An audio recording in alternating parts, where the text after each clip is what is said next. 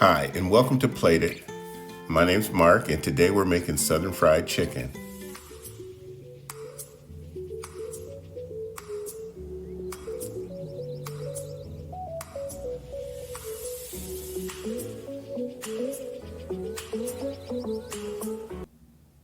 First step is to wash the chicken, get it cleaned up. We're getting ready to wash it so we can brine the chicken. And brining is nothing more than just saturating and impregnating the chicken with water and salt. And we'll show you that process right now.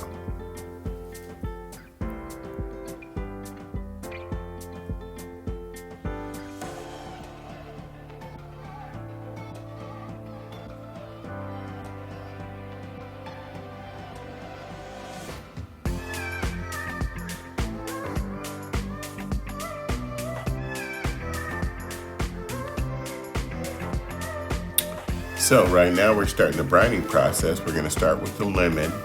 We cut it in half and we're sprinkling the lemon juice on all of the chicken. And next we're gonna use some apple cider vinegar.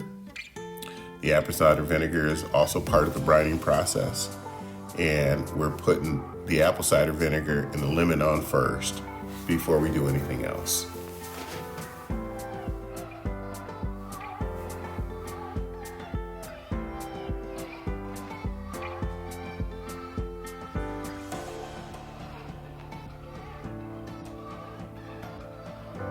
We're gonna give it a good mix together, just so everything's incorporated with the lemon and the apple cider vinegar on the chicken.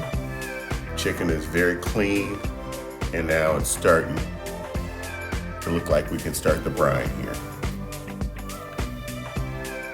In a medium-sized saucepan, you'd like to get some hot water and pour in your sea salt, about 3/4 cup.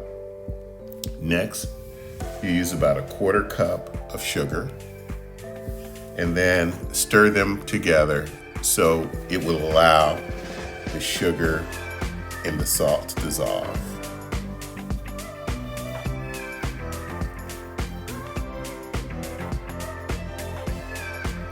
Once that's done, you can start putting your herbs in. Today we use thyme, sprigs, rosemary, bay leaves, and then we sprinkled some lemon juice on the other half of the lemon juice in here as well. And that's pretty much what you do to brine the chicken. You start it out this way. It's very hot water, everything's gonna dissolve, and you'll have your herbs in there. And now it's time to just dunk it into a cool pot with some ice in it, so it goes in cool and stays cool.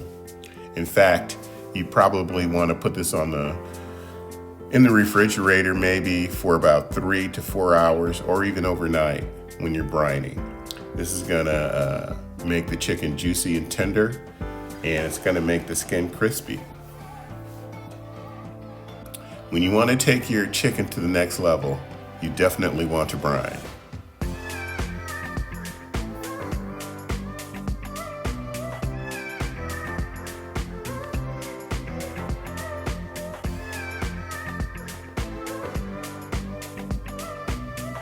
After we have all the chicken in the pot, everything's in the pool, we'll cover it, put it in the refrigerator for about 3 hours for me. That's what I did today.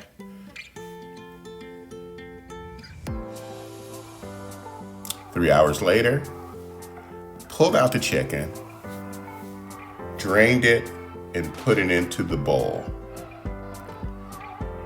At this point, the chicken is saturated with water and salt and some of the other spices and herbs that you put on it. It's important now to just dry the chicken off very well and actually sit it on a baking rack. Let it sit for a minute, and then you can start seasoning it.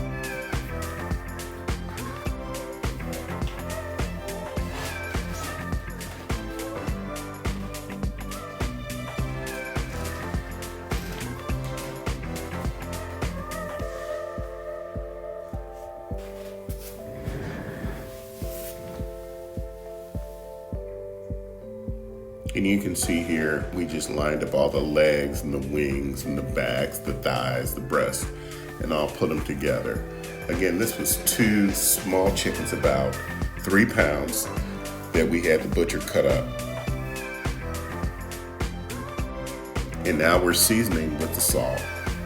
The way I was taught is I individually season the chicken with the salt first, each part, so you know exactly what's on the chicken.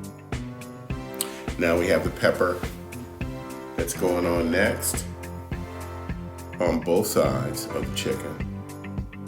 And then we use some adobo. In the adobo season, it's got a white pepper mixture in it. So it's got a little spice to it, but not too much. And it has some onion powder and some other spices as well in there.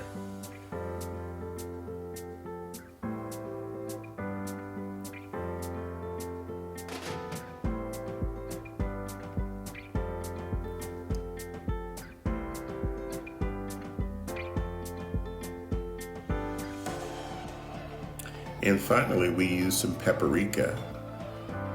This is not smoked paprika, it's just regular paprika from the grocery store. And we made sure we got the paprika on the chicken as well. And then we set the chicken in the refrigerator while we started our dredge. This is our all-purpose dredge station. We're gonna use this big bowl. So we sifted some flour and we seasoned some flour. And we wanted the flour to be very airy. So I wanted it to fit in all the crevices of the chicken. So we got salt and pepper in here as well. We're gonna give that a good stir and then push it to the side and get ready to pull the chicken out of the refrigerator after it's been seasoned and start the dredging process so we can drop it down in the oil.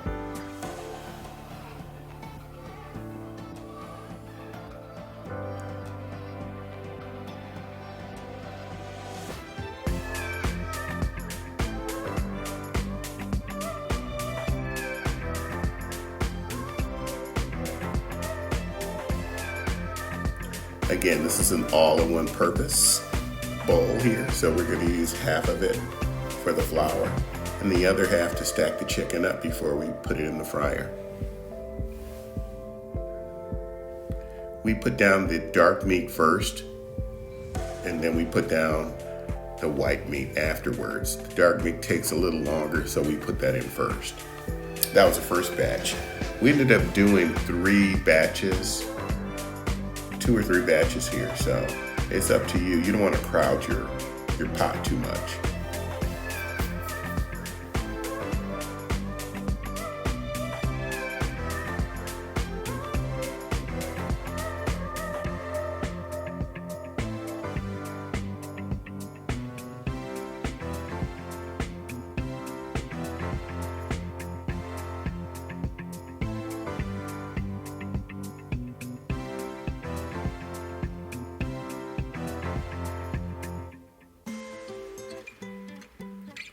We decided not to use a heavy crust when we do our fried chicken, so we don't have any mixture of buttermilk or anything like that. The oil gets up to temperature between 350 and 375, and then we just drop it down very gently.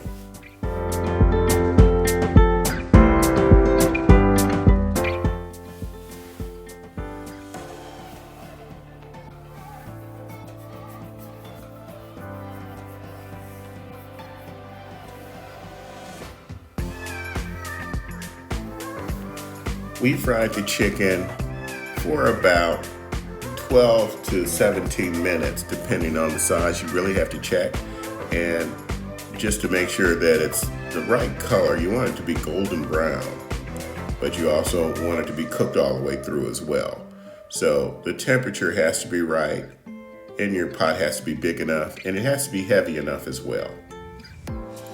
This chicken is starting to turn the right color, and so we'll pull it out and start the next batch. But in the meantime, I'd like to thank you for watching Plated. We're now at 1,000 subscribers, and we are growing as we speak. We've had some really good recipes to show you, Please make sure you subscribe, give us a review, and a thumbs up as well. We've got some exciting things coming up. We've got some events coming up this month, the Super Bowl. And so we're gonna do a lot of things for you there too. So look out for that. And we're gonna go ahead and dump in the next batch and clean out the pot a little bit so the little bits at the bottom doesn't stick to it. We want our chicken to look really good. We eat with our eyes first, so we wanna make sure that the chicken looks clean and fried correctly. So it's very simple, very easy, but you have to follow all the instructions here. We dropped down the next batch and got that out, and then we plated it up for you guys so you can see how juicy, how tender this chicken really was. And as you can see, we're getting the chicken the right color that we want. If it's not, we'll put it back in, and then we'll get it a little darker. And because it's been brined, it's gonna remain juicy on the inside. We hope you like this, and thank you for watching. Plate it. And we're gonna show you the end shot here, because this was delicious. Thank you again.